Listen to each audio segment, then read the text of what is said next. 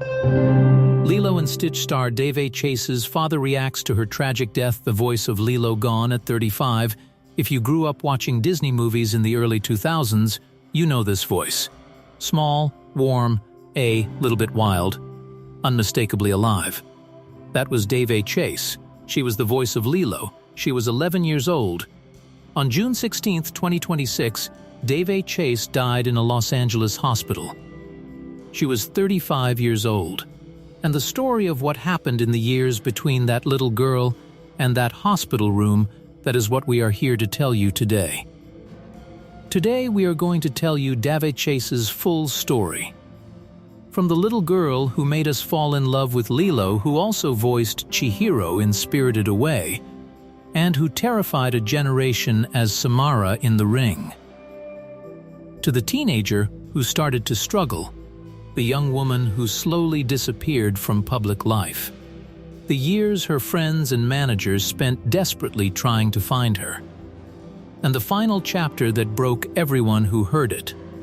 We are also going to tell you what her father said this week when he finally learned how his daughter died. His words are painful. They are honest, and they raise a question that I think a lot of us will sit with long after this video ends.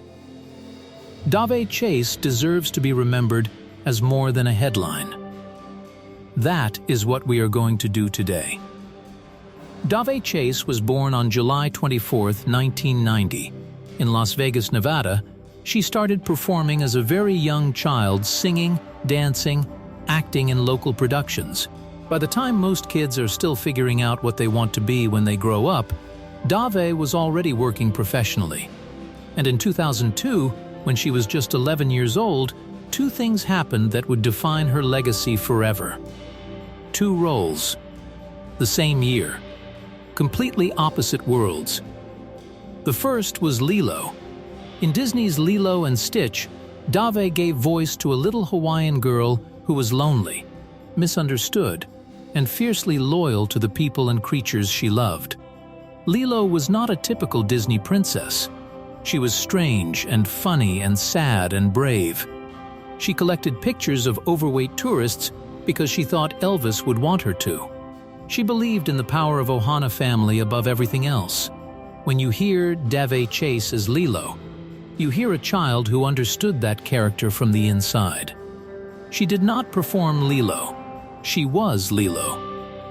The film became one of Disney's most beloved animated features. It spawned sequels, a television series, and enduring merchandise that is still being sold today, including the blockbuster live-action remake released just last year, which introduced Lilo's world to a whole new generation. That same year, 2002, Daveigh Chase also appeared in Gore Verbinski's The Ring, a horror film, a completely different kind of role. She played Samara Morgan, the terrifying presence at the center of one of the most iconic horror images of the early 2000s. The crawling figure, the wet black hair covering the face. The television screen. If Lilo made children love her, Samara made teenagers afraid to sleep with the lights off. Daveigh Chase was 11 years old, playing both of them in the same year. She also voiced Chihiro, the lead character in the English-dubbed version of Hayao Miyazaki's Spirited Away, a role considered one of the most prestigious in animation. 3 iconic roles, one child, one extraordinary year. After 2002, Daveigh Chase continued working as an actress through her teenage years. She appeared in television series, smaller film roles, and maintained a modest but active career in Hollywood. But behind the scenes, something was happening that the cameras never captured. According to her estranged father, John Schwalier, Daveigh had developed substance abuse issues by the time she was just 13 years old. 13, the same age most children are starting secondary school. The same age Daveigh Chase was already fighting something that would follow her for the rest of her life. She continued acting through her teens and into her 20s. But the roles became fewer, and the gaps between them became longer. By 2015, when Daveigh was 25 years old, her manager of more than a decade began to notice she was withdrawing, not just from the industry, from everything, from the people who cared about her, from the phone calls, from the world. Her last film appearance was in 2016, a thriller called American Romance. She was 25 years old, and after that film, Daveigh Chase walked away from the public eye entirely. Nobody in the industry heard from her again. Her manager, who had worked with her for years later, told reporters that he had hired private investigators to try to find her. He was that worried. He loved her that much. And what they eventually found was heartbreaking. In the years after she disappeared from public life, Daveigh Chase was living on the streets of Los Angeles, specifically Skid Row, the area of downtown LA that is home to one of the largest concentrations of homeless people in the United States. A place where many people end up not because they chose it, but because the road they were on had no other exit at the time. Her manager and friends knew, at some point, where she was. They tried. According to reports, they attempted multiple times to help her access rehabilitation, to get her off the streets, to connect her with people and services that could help. She refused. That is a painful thing to say out loud. And it is important to say it correctly, not as a judgment, but as the truth of what addiction does to a person. It does not take away their personhood, but it can take away their ability to accept the help that is right in front of them. That is not weakness. That is the nature of the disease. Her alleged boyfriend, a man named Roy Hernandez, set up a GoFundMe campaign describing her as someone who had been bullied and struggled to find safety and happiness. The campaign raised over $4,000. But her manager of more than a decade publicly questioned who Hernandez was, saying that neither her friends nor her family had ever heard of him. In her final months, photographs emerged that showed Daveigh Chase looking unrecognizable from the bright-eyed child who had voiced Lilo 2 decades before. The images were difficult to look at. She was found in a hospital in Los Angeles on June 16, 2026. She was 35 years old. She died there, alone, in the sense that matters most far from the family and friends who had loved her, and far from the little girl she had once been. In the days after Daveigh Chase's death on June 16th, her father, John Schwalier, had initially told reporters that she had died in hospital from complications of bacterial meningitis and a blood infection. Then, on June 29th, the Los Angeles County Medical Examiner released the official findings. The formal cause of death, acquired immunodeficiency syndrome, AIDS, listed as a secondary condition, chronic polysubstance use. AIDS is the advanced stage of HIV, the human immunodeficiency virus. When HIV is left untreated over a long period of time, the immune system deteriorates to the point where the body can no longer fight off infections and illnesses that a healthy immune system would handle easily. Daveigh Chase was 35 years old. In the modern era, AIDS is a manageable condition for most people who have access to antiretroviral treatment. People diagnosed with HIV today who receive consistent medical care can live full and long lives. But consistent medical care requires stability, a home, a routine, access to health services, things that become nearly impossible when a person is living on Skid Row. The medical examiner's findings completed a picture that had been forming for years, a young woman whose life had unraveled slowly, quietly, out of sight of the world that once knew her name. John Schwalier, Daveigh's father, had not seen his daughter in person since she was approximately 6 years old. 6 years old. They had spoken on the phone periodically as she grew up. But in person, he had not held his daughter, had not sat across from her, had not looked her in the eyes since she was a small child. The reasons for that separation are not fully known publicly. What we do know is that Daveigh was raised by her mother, Kathy. Her mother last saw her in 2019, 7 years ago.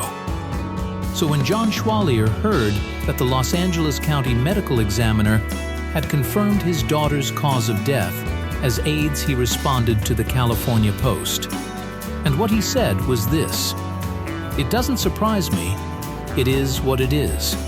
It's something you sometimes have to expect with the lifestyle she was living." John Schwalier, Daveigh Chase's father. Now I want to sit with those words for a moment, because I think it would be easy to hear them and feel something harsh. And maybe some of you will. That is understandable. But I also think those words carry the weight of a man who had been separated from his child for almost 30 years. A man who watched from a distance as his daughter's life became something he could not reach into and fix. A man who perhaps had run out of words that felt adequate. He also said something else. "I had an empty feeling inside for not being with her for all these years." John Schwalier, there it is. Underneath the hard words, the emptiness. The grief that doesn't know how to name itself. The father who lost his daughter long before June 16th. He also revealed that Daveigh's remains went to her mother, Kathy, and that he was willing to go to court to receive even a small portion of his daughter's ashes. He wanted something of her, even now, even after everything. One of the things that strikes me most about Daveigh Chase's story is how many people tried. Her manager, who had worked with her for more than a decade, who knew her career and her talent and her potential, did not simply let her disappear quietly. He hired private investigators. He kept looking. He kept reaching out. The people around her attempted multiple times to connect her with rehabilitation services, with housing, with help. And Daveigh, in the grip of addiction and illness and whatever else she was carrying, could not accept it, would not accept it. That is the cruelest thing about addiction. It does not simply take the person from the people who love them. It makes the person unavailable to the love that is being offered. Her alleged boyfriend, Roy Hernandez, who was with her in her final months, described her as someone who had been deeply hurt by the world, bullied, searching for safety, for happiness, in a city that can be one of the most brutal places on earth if you do not have a home, a community, or someone who knows your name. Her manager pushed back on Hernandez's account, said he did not know who this man was, said nobody in Daveigh's circle had heard of him. The truth, as is so often the case in stories like this, probably lives somewhere in between all of the accounts we have. What we know for certain is this: Daveigh Chase was loved. By people who tried to find her, by people who remembered who she had been, and by millions of people around the world who grew up with her voice in their ears, even if they never knew her name. Daveigh Chase is not the first child actor whose life went off the rails after early fame. And that is not a coincidence. There is a pattern that has repeated itself throughout Hollywood's history. A child is given extraordinary talent and extraordinary exposure at an age when they are not equipped to handle either. They are placed in the hands of adults who may or may not have their best interests at heart. They earn money that may or may not be protected or managed wisely. And then, when the roles stop coming, when they are no longer a child, but not yet a name, they are essentially left alone with whatever the industry gave them, which is often not enough. Daveigh Chase began struggling at 13. That is the same year most children in America are starting 8th grade. It is not an age at which anyone is equipped to navigate addiction, industry pressure, and a public identity that was built on who they were at 11. We do not say this to assign blame. We say it because it matters. Because understanding what went wrong is the only way to try to make something go differently for the next child. Hollywood has, in recent years, begun to have this conversation more openly. The Coogan Law, which protects a portion of a child actor's earnings, was strengthened in California in 2003. But financial protection is only one part of the picture. The emotional and psychological support that child performers need during and after their careers remains inconsistent, underfunded, and largely invisible. Daveigh Chase deserved better. Not from any one person in particular, from a system that used her talent and then had no infrastructure in place for what came after. Daveigh Chase was born on July 24, 1990. She died on June 16, 2026. She was 35 years old. She never made it to her 36th birthday. And yet, she left something behind that will outlast her by generations. Every child who has ever watched Lilo and Stitch and felt, for the first time, that it was okay to be a little bit different, that Ohana means nobody gets left behind, heard that message in Daveigh Chase's voice. Every person who sat in a dark cinema in 2002 and grabbed their armrest because of The Ring experienced something Daveigh Chase created at 11 years old. Every English-speaking child who followed Chihiro through the spirit world in Spirited Away heard the world through Daveigh's voice. She gave us all of that, before she was a teenager, before she knew what the next 20 years would bring, before any of us could have imagined that the girl behind those voices would end up where she did. She was more than how she died. She was more than the headlines this week. She was more than the hardest years of her life. She was a child who could do something extraordinary with her voice. And she did it, and we heard it, and we still carry it. Ohana means family. Family means nobody gets left behind or forgotten. Lilo, voiced by Daveigh Chase, age 11, nobody gets left behind. Nobody gets forgotten. Rest in peace, Daveigh Chase. You were heard. You were loved. You are remembered. If Daveigh's story stayed with you today, if it brought back a memory of watching Lilo and Stitch as a child, or sitting in the cinema for The Ring, or if it simply reminded you of someone you know who has struggled, please share this video.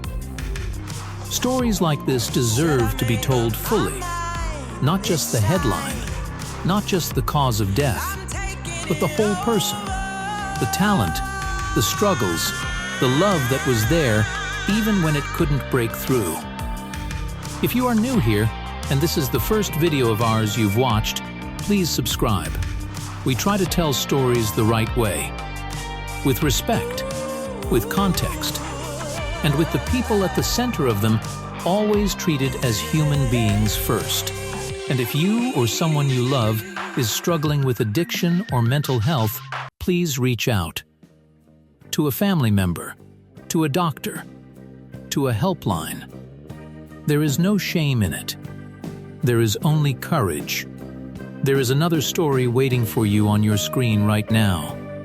Another life worth knowing. We'll see you there. Thank you for being here today. If Daveigh's story stayed with you today, if it brought back a memory of watching Lilo and Stitch as a child, or sitting in the cinema for The Ring, or if it simply reminded you of someone you know who has struggled, please share this video. Stories like this deserve to be told fully. Not just the headline, not just the cause of death, but the whole person, the talent, the struggles, the love that was there even when it couldn't break through. If you are new here, and this is the first video of ours you've watched, please subscribe. We try to tell stories the right way, with respect, with context, and with the people at the center of them always treated as human beings first. And if you or someone you love is struggling with addiction or mental health, please reach out. To a family member, to a doctor, to a helpline. There is no shame in it. There is only courage. There is another story waiting for you on your screen right now. Another life worth knowing. We'll see you there. Thank you for being here today.